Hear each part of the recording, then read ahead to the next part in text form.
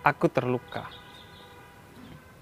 Banyak dari kita yang merasakan itu, entah kemarin, hari ini, atau mungkin besok. Tidak ada manusia yang tidak pernah atau tidak akan pernah terluka. Terluka karena berbagai sebabnya. Baik itu terluka secara fisik, lantaran kecelakaan-kecelakaan tertentu yang bahkan hingga menyisakan trauma secara mental kepada kita. Entah itu luka bakar, luka kecelakaan lalu lintas, luka kecelakaan kerja, dan lain sebagainya. Bisa jadi luka yang sifatnya batin. Terluka karena di waktu kecil mendapatkan perlakuan yang buruk, entah dari orang tua, lingkungan, sekolah, teman, saudara, dan lain sebagainya. Atau terluka karena dihianati oleh orang yang kita cintai. Bisa juga terluka karena dikecewakan oleh perusahaan atau orang yang kita telah mengabdi dalam bekerja kepada mereka. Maka terluka adalah sesuatu yang inherent dalam diri manusia. Tidak ada manusia yang tidak pernah terluka.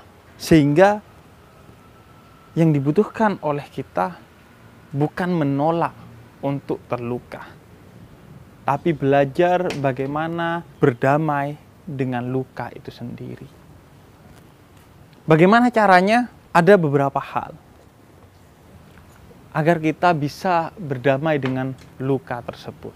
Yang pertama, dengan menyadari bahwa luka adalah bagian dari diri seorang manusia, seberapa mulia pun dia.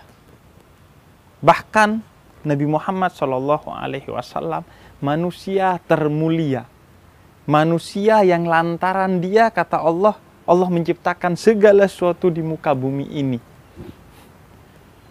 Beliau juga pernah terluka, baik terluka secara fisik di Taif karena dilempar batu oleh orang-orang Taif, ataupun terluka secara batin karena dakwahnya ditolak, sedangkan beliau ingin manusia masuk ke dalam Islam karena itu jalan bagi kebahagiaan mereka di dunia dan keselamatan di akhirat.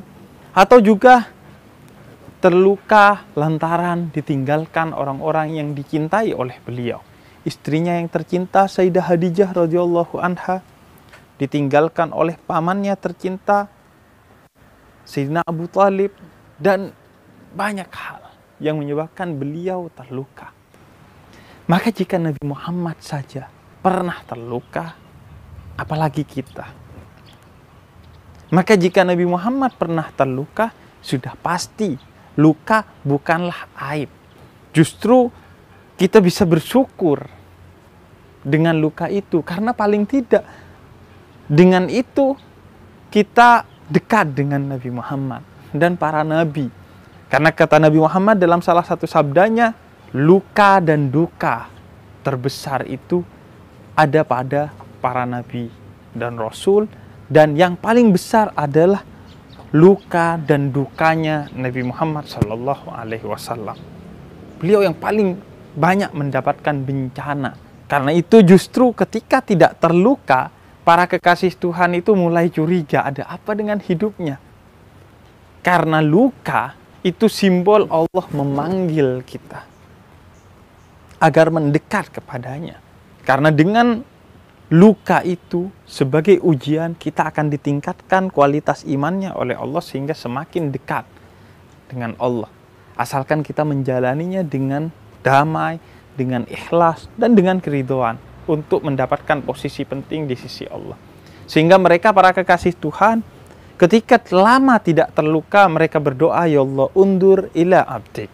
Ya Allah, lihatlah hambamu ini, kok saya hidupnya senang terus. Sedangkan para nabi dan para rasul, ciri utamanya adalah luka. Nabi Yunus dimakan oleh paus. Nabi Musa dikejar-kejar oleh Fir'aun. Dan para nabi-nabi yang lain, Nabi Ibrahim dibakar. Para nabi itu identik dengan luka. Sehingga luka adalah simbol bahwa Anda manusia dan simbol bahwa Anda mulia. Asalkan Anda menerima, berdamai, ridho, dan ikhlas dengan luka itu.